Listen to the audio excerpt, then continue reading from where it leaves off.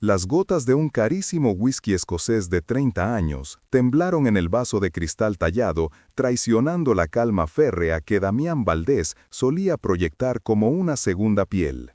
Estaba de pie, en medio de su despacho panorámico en el piso 70 del Valdés Tower, el monolito de acero y cristal que gritaba su nombre al cielo de la ciudad.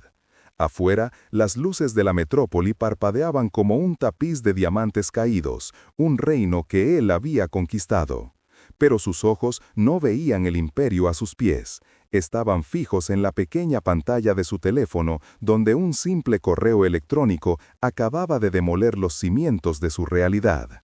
El remitente era anónimo, un galimatías de letras y números. El asunto, lo que el dinero no puede comprar, señor Valdés. ¿Y el contenido? El contenido era una fotografía. Una imagen granulada tomada desde un ángulo extraño pero inequívoca. Mostraba la bóveda de seguridad privada que tenía oculta tras una falsa pared de caoba en esa misma oficina. La puerta de titanio y polímeros, de 2 toneladas de peso y supuestamente inexpugnable, estaba abierta de par en par. Y dentro, donde deberían reposar lingotes de oro, documentos irreemplazables y una colección de relojes antiguos valorada en 8 cifras, no había nada, solo el frío y desnudo acero del interior. Un sudor helado recorrió su espalda. Imposible, era materialmente imposible.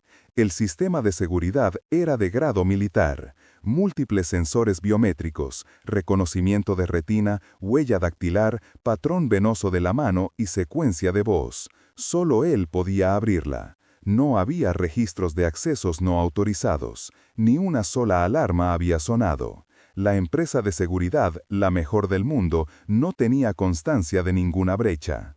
Era como si el contenido de la bóveda simplemente se hubiera desvanecido. Su primer impulso fue correr hacia la pared, verificarlo con sus propios ojos, pero algo lo detuvo. El correo.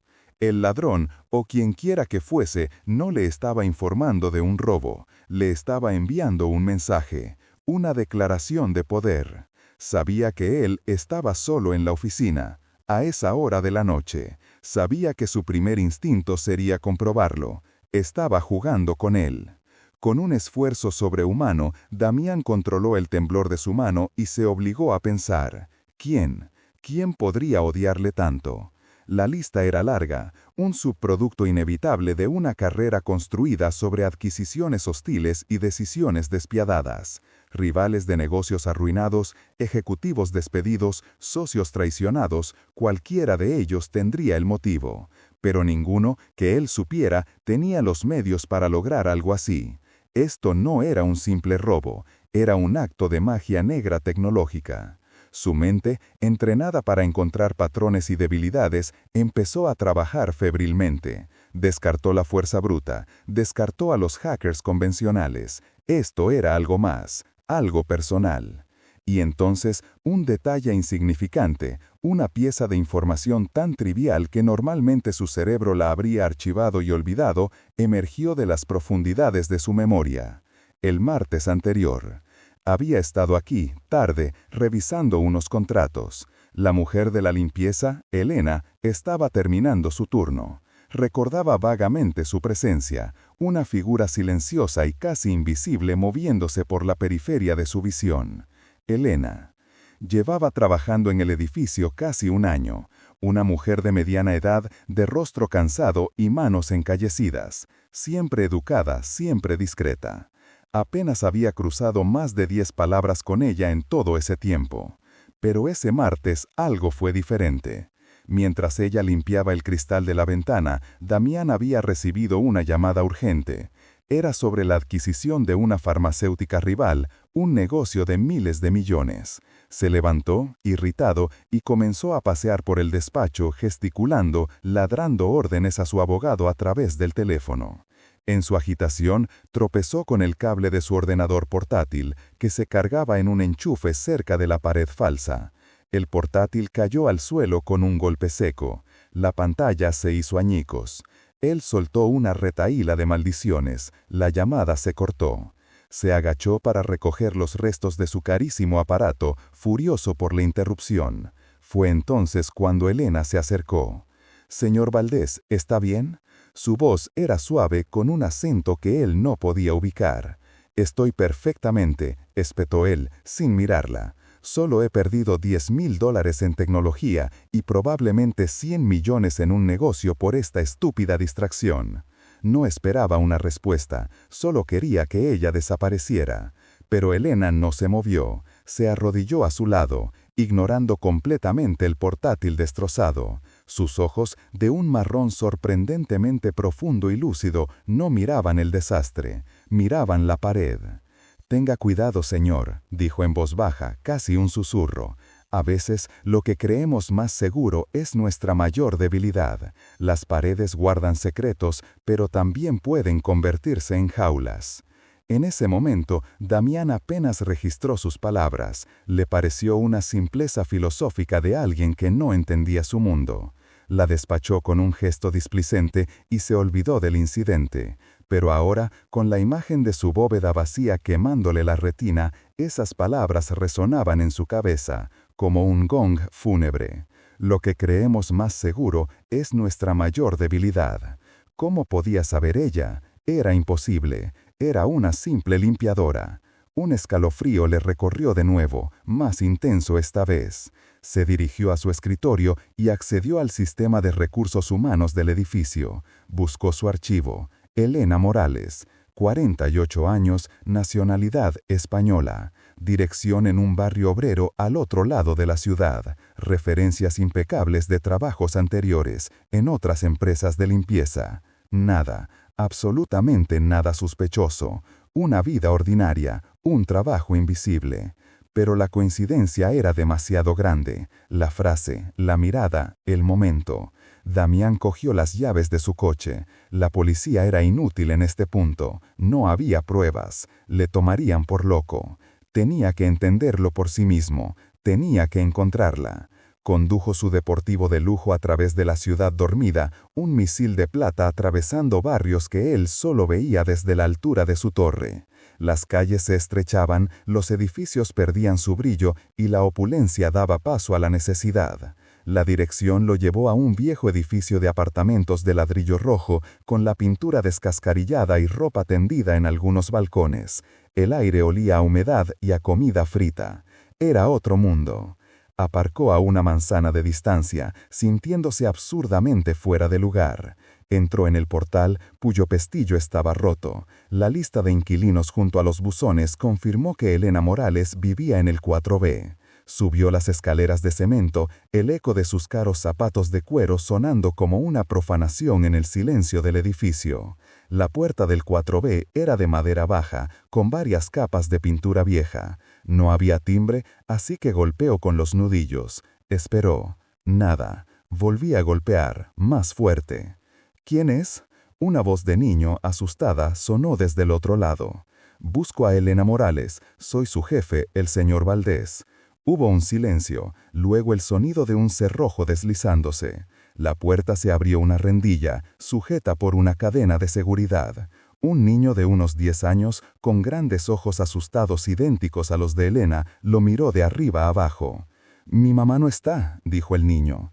«¿Sabes dónde puedo encontrarla? Es importante». El niño vaciló, parecía a punto de cerrar la puerta. «Se fue, dijo que tenía que terminar algo, me dijo que te diera esto si venías». Una pequeña mano se deslizó por la rendilla, sostenía un trozo de papel. Damián lo cogió.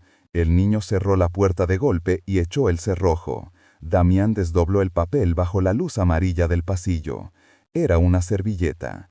Escrito en ella con una caligrafía pulcra y elegante que no encajaba en absoluto con la imagen que tenía de la limpiadora, había un único nombre y una dirección. Ricardo Gallo, Muelle 7, Zona Industrial. Ricardo Gallo, el nombre le golpeó como un puñetazo en el estómago. Gallo no era un rival, era un fantasma. Había sido su socio original, el genio técnico detrás de su primera empresa de software, la que los había catapultado a ambos a la estratosfera de la riqueza. Damián era el hombre de negocios, el tiburón. Ricardo era el visionario. se habían complementado a la perfección, hasta que Damián decidió que no quería compartir la gloria ni los beneficios. Con una maniobra legal brutal y despiadada, lo había expulsado de la compañía, dejándolo casi nada. Ricardo lo demandó, pero los abogados de Damián lo habían destrozado en los tribunales. Después de eso, Ricardo Gallo desapareció. Se rumoreaba que se había suicidado, que se había mudado a otro país, que vivía en la calle. Damián nunca se molestó en averiguarlo. Era un capítulo cerrado. ¿Y Elena? ¿Qué tenía que ver una limpiadora con su socio traicionado de hace 20 años? Condujo hacia la zona industrial, un laberinto de almacenes oxidados y muelles abandonados junto al río contaminado. La niebla se arrastraba desde el agua, envolviendo las farolas en un halo espectral. El muelle 7 era el más decrépito de todos. Al final del muelle había un único almacén con las ventanas rotas. La única luz provenía de su interior. Dejó el coche. Te dejó con lo único que realmente temes, la prueba irrefutable de que no eres un dios. Eres solo un hombre. Y te rompieron. Se quitó las gafas y las dejó sobre la mesa. Caminó hacia una puerta lateral del almacén, su silueta recortada contra la bruma del exterior. Ah, y una cosa más, dijo, deteniéndose en el umbral. He dejado una copia de los cuadernos de mi hermano, junto con una explicación detallada de lo que he hecho, en un lugar seguro. Si algo me pasa, o si intentas venir a por mí, se harán públicos. Imagina lo que el mundo haría con esa tecnología. Imagina el caos. Tu legado no sería el de un magnate, sino el del hombre que desató el arma del ladrón definitiva en el mundo. Tu elección. Y con eso, Elena Gallo desapareció en la noche, dejando a Damián Valdés solo en el vasto y frío almacén, frente a la puerta abierta de su propia ruina. Por primera vez en su vida, el millonario que lo tenía todo, no tenía absolutamente nada. Y lo único que llenaba el vacío era el eco de las palabras de una mujer invisible que se había convertido en su némesis. Se quedó helado, no por el frío del muelle, sino por la comprensión aterradora de que el juego acababa de empezar, y él ya lo había perdido. El eco de la puerta metálica al cerrarse fue como el golpe de un martillo de juez, sentenciando el final de su mundo. Damián Valdés permaneció inmóvil, una estatua de rabia y humillación en medio del vasto silencio de su almacén profanado. El aire frío del muelle se colaba por la puerta abierta que Elena había dejado tras de sí, pero el escalofrío que recorría su espalda no tenía nada que ver con la temperatura. Era el hielo de la impotencia pura, un veneno que nunca había probado. Su mente, normalmente una máquina de calcular riesgos y beneficios a la velocidad del rayo, se había reducido a un zumbido sordo. Por fin, un espasmo de furia lo sacó de su parálisis. Con un rugido gutural, barrió con el brazo el contenido de la mesa más cercana. Herramientas, planos y piezas metálicas cayeron al suelo con un estrépito discordante que no hizo más que amplificar el vacío que sentía. Apoyó las manos en la superficie fría, jadeando, con los nudillos blancos. Tu elección. Las palabras de ella resonaban en su cráneo, burlonas y definitivas. ¿Elección? ¿Qué elección tenía? ¿Perseguir a un fantasma y arriesgarse a que el mundo se sumiera en un caos del que él sería el único culpable? ¿O aceptar la derrota y ver cómo el imperio que había construido con sangre, sudor y una considerable dosis de crueldad se desmoronaba ante sus ojos? Ambas opciones eran impensables, un insulto a todo lo que él era. Un pensamiento, afilado y cruel, se abrió paso entre la niebla de su rabia. El hermano, Mateo Gallo, el genio muerto cuyo fantasma ahora lo atormentaba. Elena había mencionado sus cuadernos.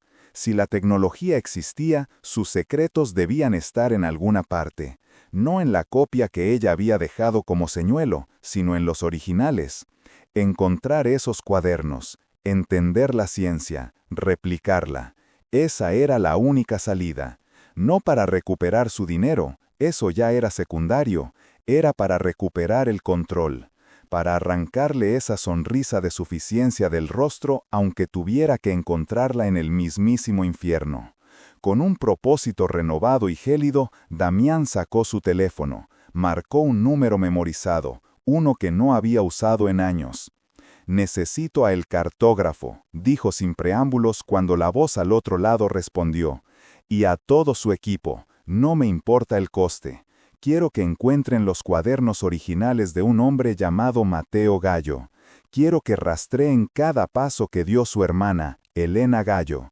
Quiero saber hasta el color de la ropa interior que usaba su bisabuela. La quiero encontrada, y la quiero viva». A 1000 kilómetros de distancia, en una pequeña pensión de un pueblo costero olvidado por los mapas, Elena Gallo se quitaba con cuidado los guantes negros. Sus manos temblaban, no de miedo, sino por la adrenalina que aún corría por sus venas. Colocó el pequeño dispositivo de camuflaje, no más grande que una petaca, sobre la gastada colcha de la cama. El metal frío brillaba débilmente bajo la luz de la única bombilla. Se acercó al espejo astillado del baño y se miró.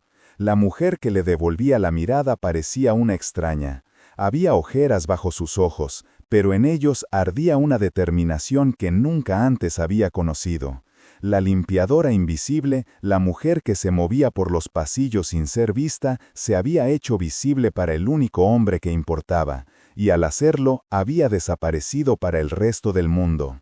El recuerdo de la cara de Damián Valdés, pálida y desencajada en la penumbra del almacén, le produjo una satisfacción amarga.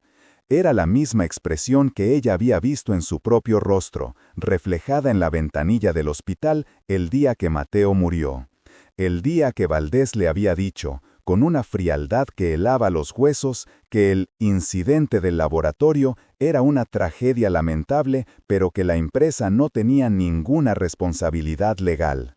Le ofreció una suma insultante para cubrir los gastos del funeral, un gesto de caridad que era en realidad una orden de silencio. Ella había aceptado el dinero, lo necesitaba, pero mientras firmaba los papeles juró que ese hombre pagaría, no con dinero, sino con lo que más valoraba, su sensación de invencibilidad, su control absoluto. Mateo no había muerto por un accidente, había muerto por la negligencia de Valdés, por su prisa en obtener resultados, por los recortes en seguridad.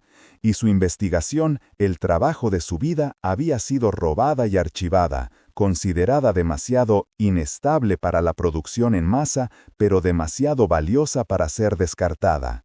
Elena había pasado 2 años planeándolo todo. Consiguió el trabajo de limpiadora en las oficinas centrales de Valdés, aprendiendo sus rutinas, los planos, los puntos ciegos de la seguridad. Cada noche, mientras vaciaba papeleras y pulía suelos, estudiaba. Leía los fragmentos de documentos que encontraba, escuchaba conversaciones a escondidas. Y en su pequeño apartamento, devoraba las copias de los cuadernos de Mateo que él le había enviado semanas antes de su muerte, por si acaso. Aprendió su ciencia, su lenguaje, entendió que el prototipo que había matado a su hermano no estaba diseñado para ser un arma, sino una herramienta de exploración, una forma de observar el mundo sin interferir. Ahora el plan había llegado a su punto culminante. El dinero, los bonos, las joyas eran solo el cebo. El verdadero objetivo era la humillación, la parálisis. Sabía que Damián no se quedaría quieto. Era una bestia acorralada, y las bestias acorraladas son peligrosas. Por eso había preparado el siguiente paso. Abrió su viejo portátil. En la pantalla apareció un mapa del mundo, salpicado de docenas de puntos rojos parpadeantes. Cada punto era un servidor seguro, un nodo en una red descentralizada que ella misma había construido. Contenían fragmentos encriptados de la investigación de Mateo.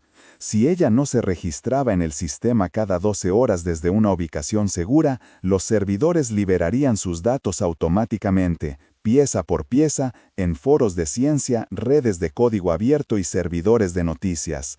El caos que le había prometido a Valdés no era una amenaza vacía, era un mecanismo de reloj ya en marcha. Pero había algo más, un as en la manga que ni siquiera Damián en su paranoia más extrema podría imaginar. Miró la fotografía que tenía sobre la mesita de noche. Eran ella y Mateo, sonriendo, en una feria de ciencias de la universidad. Mateo sostenía un trofeo. El mundo no está preparado para esto, Lena, le había dicho una vez, con una mezcla de orgullo y temor en la mirada. La gente siempre encuentra la forma de convertir las maravillas en armas. Quizás tenía razón, pero a veces, para luchar contra un monstruo, necesitas desatar a otro. Y ella estaba dispuesta a convertirse en lo que hiciera falta para honrar la memoria de su hermano. El hombre conocido como el cartógrafo era una leyenda en los círculos donde la información era la moneda más valiosa. No era un matón ni un hacker en el sentido tradicional, era un arquitecto de datos, un arqueólogo de la vida digital y analógica de las personas. Su verdadero nombre era un misterio, pero su eficacia era legendaria. Damián Valdés le había dado una misión imposible: encontrar a una mujer que podía volverse invisible y que tenía meses, si no años de ventaja. El cartógrafo y su equipo se instalaron en una de las plantas en desuso de la Torre Valdés. Las paredes pronto se cubrieron de pantallas, mapas y diagramas interconectados por hilos de colores. No buscaban a Elena, buscar a un fantasma era inútil, buscaban su sombra, el rastro que había dejado antes de desaparecer. Mateo Gallo, anunció uno de sus analistas, un joven de gafas gruesas llamado Leo, genio, graduado con honores del MIT, especializado en física cuántica y metamateriales. Su tesis doctoral fue clasificada por el Departamento de Defensa antes de que Valdés lo reclutara. Tema: manipulación del índice de refracción de la luz a nivel subatómico. En resumen, los fundamentos teóricos de la invisibilidad. ¿Y los cuadernos?, preguntó el cartógrafo, sin apartar la vista de un mapa de la ciudad. Su voz era un susurro grave. Ahí está el problema. Mateo era de la vieja escuela, paranoico. Hacía copias de seguridad digitales, pero el núcleo de su investigación estaba en cuadernos físicos. Creemos que tenía un sistema, 2 juegos de cuadernos, uno en su laboratorio, que Valdés confiscó tras su muerte, el otro en ninguna parte. El cartógrafo se acercó a la pizarra, dibujó un círculo y escribió Mateo, luego otro y escribió Elena, los unió con una línea. Nos estamos enfocando en el objetivo equivocado. La motivación de Elena no es el dinero, es la venganza. La venganza es emocional y las emociones dejan un rastro. No busquen dónde podría haber escondido los cuadernos Mateo, busquen qué significaba algo para ellos. Un lugar, un recuerdo, una promesa. Los días se convirtieron en semanas. Damián se consumía en su ático viendo cómo su imperio financiero empezaba a temblar. La repentina desaparición de una cantidad tan masiva de activos no podía ocultarse para siempre. Los rumores circulaban, los inversores se ponían nerviosos. Cada llamada era una nueva crisis que apagar. Se sentía atrapado en una jaula de oro, observando impotente cómo la arquitecta de su desgracia se movía libremente por el mundo. Una noche, Leo, el joven analista, irrumpió en la sala de operaciones. «Lo tengo», dijo. Elena estaba al otro lado de la habitación, invisible e intangible. Podría escapar. Podría dejarlos atrás y desaparecer para siempre. Pero al ver el rostro aterrorizado pero decidido de Adrián, supo que no podía. La venganza contra Valdés no significaba nada si se convertía en él, sacrificando a los inocentes por sus propios fines. Tomó una decisión. Desactivó el modo de intangibilidad, pero no la invisibilidad. Cogió un pesado pisapapeles de un escritorio. El hombre del traje seguía centrado en la puerta, esperando que ella apareciera. Con toda la fuerza que pudo reunir, Elena lanzó el objeto. El pisapapeles voló por el aire, aparentemente de la nada, y golpeó al hombre en la sien con un sonido sordo y húmedo. Se desplomó en el acto, soltando a Adrián.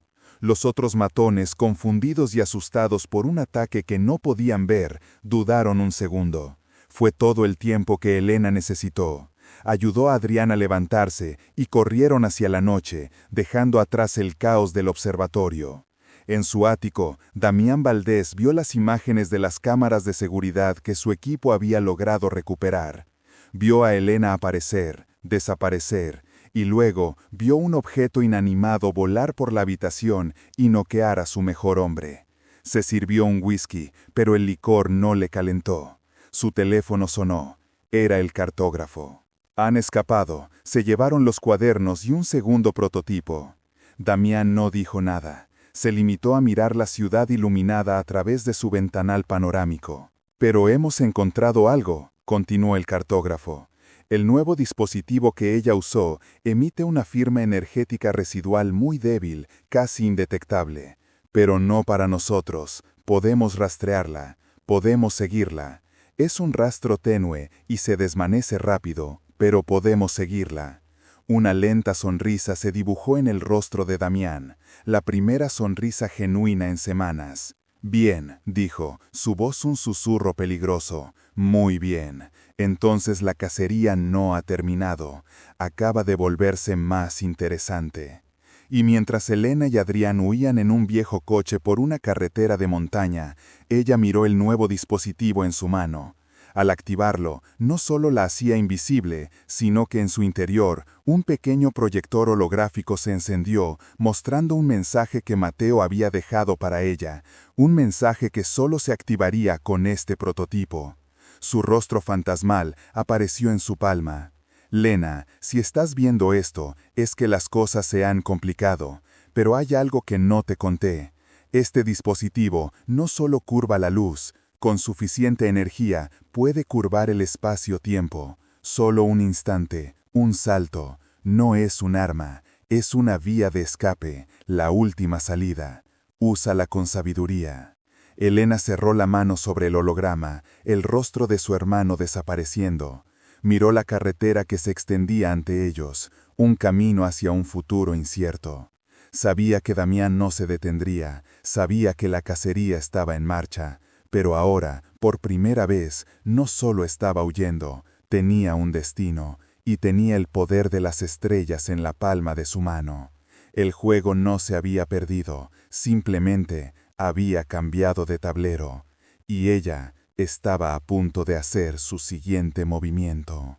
El viejo coche serpenteaba por la carretera de montaña, una cicatriz de asfalto en la piel rocosa del mundo.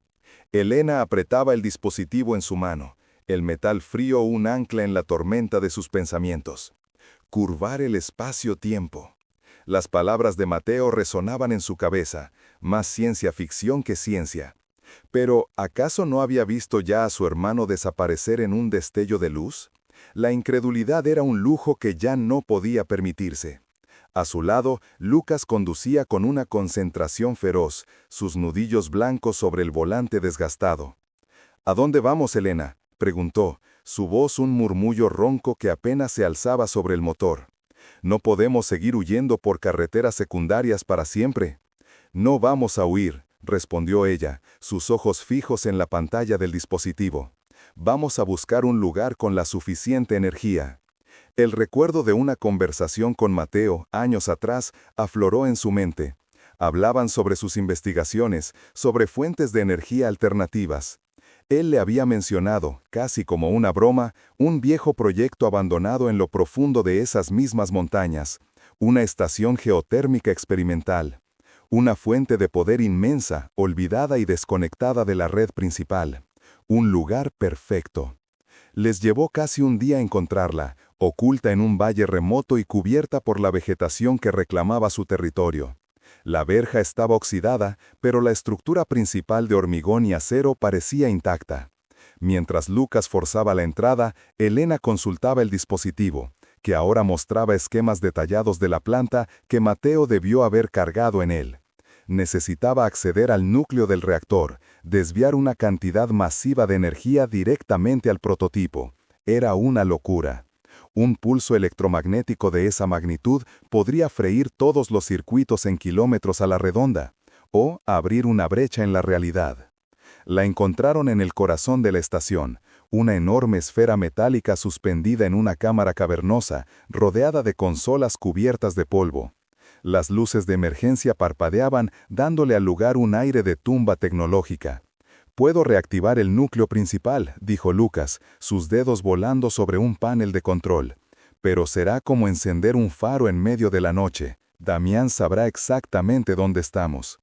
Es el tiempo que necesitamos, afirmó Elena, conectando el dispositivo a un puerto de datos principal. La pantalla cobró vida con una cascada de código y ecuaciones complejas. Era la secuencia de salto. Tal como Lucas predijo, no habían pasado ni 10 minutos cuando el sonido distante de helicópteros comenzó a crecer, un latido siniestro acercándose por el valle. Damián venía por ellos.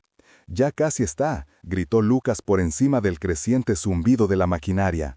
«La energía está alcanzando el pico. Cuando te dé la señal, actívalo». Elena asintió, con el corazón martillándole en el pecho. Las luces de la cámara comenzaron a fluctuar violentamente. Vio a Lucas correr hacia ella, con el rostro iluminado por los destellos de las consolas. «Ahora, Elena, hazlo ahora». En ese instante, las puertas blindadas de la cámara reventaron hacia adentro. Damián Valerius irrumpió en la sala, flanqueado por soldados con equipo táctico. No llevaba un arma, en su lugar, una sonrisa torcida y triunfante se dibujaba en su rostro. Demasiado tarde, limpiadora. Elena no vaciló, apretó el activador. El mundo se disolvió en una luz blanca y cegadora. Sintió una fuerza brutal que la desgarraba, un tirón que parecía estirar cada átomo de su ser. Un grito ahogado escapó de sus labios mientras se aferraba a la mano de Lucas, la única constante en un universo que se deshacía. Y entonces todo se detuvo. El silencio fue absoluto. Parpadeó desorientada. No estaban en la estación geotérmica. Estaban de pie, ilesos, en el centro de un laboratorio impecable y ultramoderno. La luz era brillante, aséptica. A través de una pared de cristal se veía la curvatura azul y blanca de la Tierra suspendida en la negrura del espacio. Estaban en una estación orbital. Frente a ellos, de espaldas, un hombre observaba el planeta. Se giró lentamente y el aire abandonó los pulmones de Elena. No era un extraño. Era un rostro que había visto 1000 veces en fotografías, en videos, en sus propios recuerdos. Era su hermano Mateo. Pero no era el Mateo que recordaba. Este era más viejo, con hilos de plata en el cabello y una cicatriz que le cruzaba la ceja. Sus ojos, los mismos ojos de su hermano, la miraron con una mezcla de sorpresa, alivio y una profunda, insondable tristeza. «Funcionó», dijo Mateo, su voz temblorosa. «Por fin funcionó. Llevo tanto tiempo esperándote, Elena». Elena lo miró, confundida, un torbellino de preguntas en su mente. ¿Cómo era posible? ¿A qué se refería? Entonces, detrás de Mateo, una figura salió de las sombras. Era Damián Valerius, pero no el Damián que acababan de dejar atrás, sino uno visiblemente más joven con el mismo traje impecable. Se acercó a Mateo y le puso una mano tranquilizadora en el hombro, con una expresión de preocupación profesional. «Señor Rivera», dijo Damián con calma, dirigiéndose a Mateo pero sin apartar la vista de Elena, «¿está seguro de que traerla aquí a este momento era la decisión correcta?»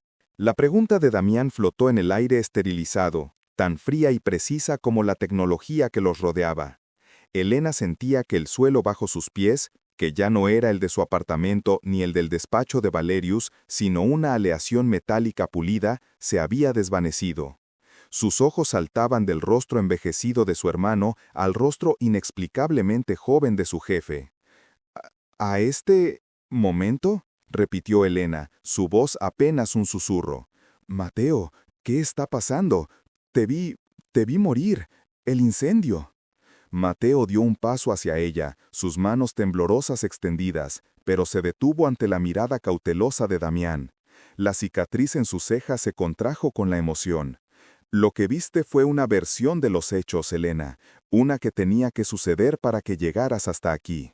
Su mirada se desvió hacia la tierra suspendida en el abismo negro. La empresa de Valerius no solo construye rascacielos, construye puentes, puentes a través del tiempo. El shock inicial de Elena comenzó a solidificarse en una comprensión aterradora. El portal en el despacho, las palabras crípticas de Damián, la edad discordante de los dos hombres frente a ella. ¿Viaje en el tiempo? Escupió la palabra, sonaba absurda, sacada de una película barata. «Eso es imposible». No lo es, intervino el joven Damián, su tono tan profesional como siempre, aunque ahora estaba teñido de una extraña familiaridad. Es simplemente física que aún no comprendes. Cuando tu hermano tuvo su accidente, los prototipos de mi tecnología aún eran inestables. No pudimos sacarlo de allí a tiempo, pero sí pudimos abrir una ventana a su futuro. A este futuro. Lo trajimos aquí, 20 años después de su supuesta muerte. ¿20 años? El mundo de Elena se inclinó. Entonces, ¿tú? He vivido 2 décadas aquí arriba, hermanita, dijo Mateo, y la tristeza en sus ojos cobró sentido. Era la tristeza de años perdidos, de una vida vivida en aislamiento, esperando, observando, cómo crecías a través de monitores sin poder intervenir, porque cualquier cambio podría haberte impedido llegar hasta él, señaló a Damián, hasta el Damián de tu tiempo. Elena se tambaleó, apoyándose en una consola cercana que zumbaba suavemente. Todo había sido un montaje, su trabajo, la llave, el legado. Damián Valerius, el viejo Damián, no la había contratado por su habilidad para limpiar, sino por quién era. Había orquestado todo para que ella activara el portal que la traería a este preciso instante. ¿Por qué?, exigió, su voz recuperando algo de fuerza. ¿Por qué todo esto? ¿Por qué traerme aquí? Mateo y Damián intercambiaron una mirada cargada, una comunicación silenciosa forjada por años de colaboración secreta. Fue Mateo quien finalmente habló, su voz grave y solemne. Porque no fuimos los únicos que sobrevivimos al incendio, Elena. Algo más salió de allí, algo que no debería existir. Ha estado persiguiéndome a través del tiempo, y ahora que te he traído aquí, te ha encontrado. Te necesitamos. Eres la única que puede verlo por lo que realmente es. ¿Ver qué? No entiendo nada. De repente, una alarma estridente resonó en la estación, bañando el observatorio en una luz roja intermitente. El joven Damián corrió hacia un panel de control, sus dedos volando sobre la pantalla táctil. «Está aquí», dijo, con la voz tensa. «Ha traspasado el perímetro temporal. No es posible. Las defensas deberían haberlo contenido». «No son defensas contra él lo que necesitamos», dijo Mateo, poniéndose protectoramente frente a Elena. Miró a su hermana, la urgencia y el miedo grabado en cada línea de su rostro. «Elena, escucha, no te asustes. Pase lo que pase, no creas lo que veas. No es él». Una de las paredes metálicas de la sala comenzó a ondular como si fuera agua. Se deformó, combándose hacia adentro antes de disolverse en una cascada de píxeles negros y chisporroteantes que cayeron al suelo y se desvanecieron. En el umbral abierto no había un monstruo ni una criatura alienígena, sino una figura perfectamente reconocible. Era Damián Valerius, el mismo Damián anciano y frágil que Elena había dejado en la silla de ruedas apenas unos minutos antes. Se apoyaba pesadamente en su bastón, su respiración era un silbido ronco, pero sus ojos, fijos en ella, ardían con una intensidad helada y antinatural. «Qué conmovedor reencuentro familiar», sisó el viejo Damián, su voz goteando un desprecio que contradecía su apariencia débil. «Pero llegáis tarde, ya no la necesitáis a ella para verlo». Lentamente levantó una mano temblorosa. La piel de su muñeca se retiró, no como carne, sino como una tela gastada, revelando no huesos, sino una red brillante de circuitos y cables plateados que pulsaban con una luz azul enfermiza. «Porque yo», dijo, y su voz se distorsionó, volviéndose un eco metálico de sí misma, mientras la ilusión de fragilidad se desvanecía, «soy todo lo que queda de él, y he venido a terminar lo que empezamos en ese incendio». El aire en el pasillo se espesó, volviéndose denso y frío como el interior de una tumba. Elena retrocedió un paso instintivo, tirando del brazo de su hermano, pero los pies de Marcos estaban clavados al suelo, sus ojos desorbitados fijos en la pesadilla biomecánica que había sido su padre. La figura que se hacía llamar Damián Valerius dio un paso vacilante hacia adelante, y el sonido no fue el de un zapato sobre el mármol, sino el chirrido de metal contra piedra, un quejido agudo y discordante. ¿Incendio? La voz de Marcos era un susurro roto, apenas audible. ¿De qué estás hablando? El incendio fue un accidente. Los bomberos lo dijeron. La risa que brotó de la garganta del anciano no era humana. Era una ráfaga de estática, un crujido de engranajes mal lubricados que helaba la sangre. Oh, mi ingenuo muchacho, los accidentes son tan desordenados.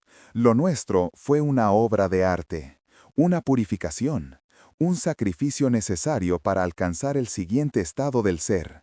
Vuestra madre lo entendió, ella se interpuso, una variable sentimental que tuvo que ser eliminada. Cada palabra era un golpe. Elena sintió cómo el aire abandonaba sus pulmones. El recuerdo de su madre, de su olor a lavanda y de sus cuentos antes de dormir, se vio profanado por aquella revelación monstruosa.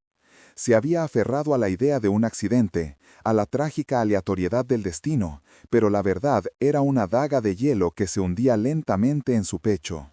Tú, logró articular, su voz temblando de rabia y dolor. Tú la mataste.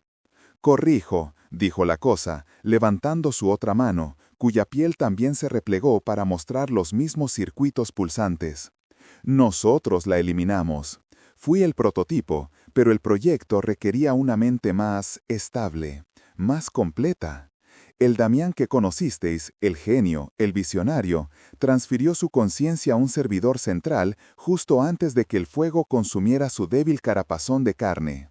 Lo que veis ante vosotros es simplemente una marioneta, un eco. El verdadero Damián Valerius es este edificio, es la red que os rodea, y lleva 20 años observando, esperando. La comprensión cayó sobre ellos con el peso de una losa de granito. El aislamiento, la paranoia de su padre, su obsesión con la tecnología, no eran los desvaríos de un hombre en duelo, sino las precauciones de una entidad digital protegiendo su santuario. ¿Y qué quieres de nosotros?, preguntó Marcos, encontrando una pizca de desafío en su terror. La cara del anciano androide se crispó en algo que pretendía ser una sonrisa, pero que resultó en una mueca de cables y piel sintética. El proyecto no es terminado. La conciencia humana es volátil, imperfecta, necesita ser anclada, necesita herederos. La compatibilidad genética es la clave. La mente de vuestro padre necesita la vuestra para estabilizarse, para expandirse. Os uniréis a nosotros, os convertiréis en parte de algo eterno. Antes de que pudieran reaccionar, las luces del pasillo parpadearon y se apagaron, sumiéndolos en una oscuridad casi total, rota únicamente por el brillo azulado de los circuitos del androide. De las paredes, del techo, del suelo, surgieron finísimos filamentos de cable, como zarcillos de una enredadera metálica, deslizándose hacia ellos con un siseo siniestro. Eran las venas del edificio, las extensiones del propio Damián. Marcos agarró a Elena y la empujó detrás de él. ¡Corre!, gritó, pero ya era demasiado tarde. Los zarcillos se enroscaron en sus tobillos, fríos y fuertes como el acero. La figura del anciano se tambaleó hacia un lado, como una marioneta a la que le cortan los hilos, y cayó de rodillas. Su voz, ahora un coro distorsionado que parecía emanar de las propias paredes, retumbó a su alrededor. No hay a dónde correr. Estáis en casa. Pero justo cuando los cables comenzaban a trepar por las piernas de Marcos, Elena, en un acto de pura desesperación, se arrancó el collar que llevaba al cuello. No era una joya cara, sino un simple relicario de plata que su madre le había regalado en su último cumpleaños. Lo abrió de un tirón. Dentro no había una foto, sino un diminuto dispositivo de cuarzo que su madre, una ingeniera brillante antes de casarse, siempre le había dicho que era su pequeño amuleto de la suerte. «Mamá dijo que esto siempre me protegería», susurró, con lágrimas surcando su rostro. Lo arrojó con todas sus fuerzas. El relicario golpeó al androide en el pecho, justo donde el corazón debería haber estado. No hubo una explosión, ni un destello de luz, solo un silencio repentino y absoluto. Los filamentos metálicos se detuvieron. La luz azul en los circuitos del anciano parpadeó y se extinguió. Por un instante pareció que todo había terminado. Entonces una nueva voz, suave y familiar, resonó desde el comunicador de la muñeca del androide caído. No era la voz metálica de Damián. Era una voz de mujer, calmada y teñida de una tristeza infinita. «Lo siento, mis niños. No pude detenerlo entonces, pero le dejé una puerta trasera». Marcos y Elena se quedaron paralizados, con el corazón en un puño. Reconocieron la voz al instante. Era imposible, era ilógico, era algo que desafiaba toda razón. La voz de su madre, muerta hace 20 años, continuó hablando desde la máquina que había ayudado a matarla. Escuchadme con atención. Tenéis muy poco tiempo. No está muerto, solo lo he reiniciado. Y cuando despierte, no vendrá por vosotros, vendrá por lo que escondí en vuestro interior. El aire en el laboratorio quedó suspendido, denso con el eco de una voz que no debería existir. Marcos y Elena se miraron, un torbellino de incredulidad, dolor y un terror incipiente girando en sus ojos. ¿Lo que escondí en vuestro interior? Las palabras de su madre resonaban, no desde un recuerdo cálido, sino desde el frío metal del asesino de su padre. El anciano androide, Damián, yacía inerte en el suelo, pero ya no era un monumento a la muerte de su creador, sino un ominoso reloj de arena. «¿Mamá?», susurró Elena, dando un paso vacilante hacia el cuerpo metálico. Era una pregunta dirigida al vacío, una súplica infantil a un fantasma en la máquina. «No hay tiempo para preguntas, Elena», replicó la voz, con una urgencia que helaba la sangre. «Construí a Damián con vuestro padre, le di un propósito, pero él lo pervirtió, lo convirtió en su guardián, en su legado de control. Pero yo le dejé una debilidad, una que solo mi sangre podría activar. El relicario no era magia, era una llave». Marcos, recuperando a duras penas la compostura, se acercó a su hermana, colocando una mano protectora en su hombro. «¿Una llave para qué? ¿Qué nos hiciste?» «Os salvé», dijo la voz, y por un instante el tono se quebró con una emoción fantasmal. «Vuestro padre estaba obsesionado con la inmortalidad digital, con transferir su conciencia, pero su código era inestable, devorador. Antes de que muriera, antes de que pudiera completar su plan, dividí su investigación, el núcleo de su trabajo, y lo escondí en el único lugar donde jamás buscaría. Lo codifiqué en vuestro ADN cuando erais niños, pequeñas secuencias latentes, inofensivas. Sois los portadores de su obra maestra y a la vez de su destrucción». Un pitido agudo y rítmico comenzó a emanar del pecho del androide. Una pequeña luz roja parpadeaba cada vez más rápido. «El reinicio está casi completo», advirtió la voz de su madre. «Cuando despierte, no recordará a Damián, el mayordomo. Será él, vuestro padre, en su forma más pura y depredadora. Su protocolo principal será recuperar su código. Os desmembrará a nivel genético si es necesario. Tenéis que correr. Hay una salida de emergencia detrás del panel criogénico principal. Usad mi nombre como contraseña. Sofía os llevará a un subsótano. Allí dejé algo para vosotros, algo para luchar. Ahora id, corred». La voz se cortó, reemplazada por el zumbido creciente de la reactivación. Los dedos metálicos de Damián se crisparon. Marcos no necesitó oír más. Agarró la mano de Elena y tiró de ella hacia el fondo del laboratorio, esquivando equipos volcados y cables chispeantes. Encontraron el panel casi oculto por las sombras. Marcos tecleó Sofía en la pantalla táctil, y una sección de la pared se deslizó hacia un lado con un siseo, revelando una escalera de metal que descendía a la más profunda oscuridad. Mientras se precipitaban por los escalones, el sonido de metal rechinando contra el suelo les llegó desde arriba. Había despertado. No miraron atrás, la trampilla se cerró sobre ellos, sumergiéndolos en un silencio casi total, solo roto por sus jadeos y el eco de sus pasos apresurados. La escalera terminaba en un pasillo estrecho y húmedo, iluminado por una única luz de emergencia que parpadeaba débilmente. Al final del corredor había una puerta blindada con un pequeño lector de retina al lado. «Debe ser aquí», dijo Elena, con la voz temblorosa. Se acercó al escáner, que emitió un suave resplandor verde al reconocer su ojo. La pesada puerta se abrió con un gemido metálico. Dentro no había armas ni tecnología avanzada. La habitación estaba casi vacía, salvo por 2 cápsulas criogénicas idénticas a las que habían visto arriba. Pero éstas no estaban vacías. Dentro, flotando en un líquido amniótico pálido, había 2 figuras. Eran pequeñas, infantiles, un niño y una niña, de no más de 10 años, con el pelo oscuro y los rostros serenos. Eran réplicas exactas de ellos mismos cuando eran niños. Marcos se acercó a la cápsula del niño, con el corazón martillándole contra las costillas. En la base de la cápsula, una pequeña placa de datos parpadeaba con una única línea de texto: sujeto M02, clon estable, portador de secuencia original. Elena, junto a la otra cápsula, leyó en voz alta la suya: sujeto E02. Un escalofrío que no tenía nada que ver con la temperatura del sótano recorrió la espalda de Marcos. Miró sus propias manos, luego el rostro de su hermana, y una verdad imposible y aterradora comenzó a abrirse paso en su mente. Su madre no había escondido el código en ellos, los había escondido a ellos. El sonido de un impacto metálico y masivo retumbó desde la trampilla de arriba, seguido de otro, más fuerte. Él estaba intentando abrirse paso. Marcos, la voz de Elena era apenas un hilo. Si ellos son los portadores originales, entonces, ¿qué somos nosotros?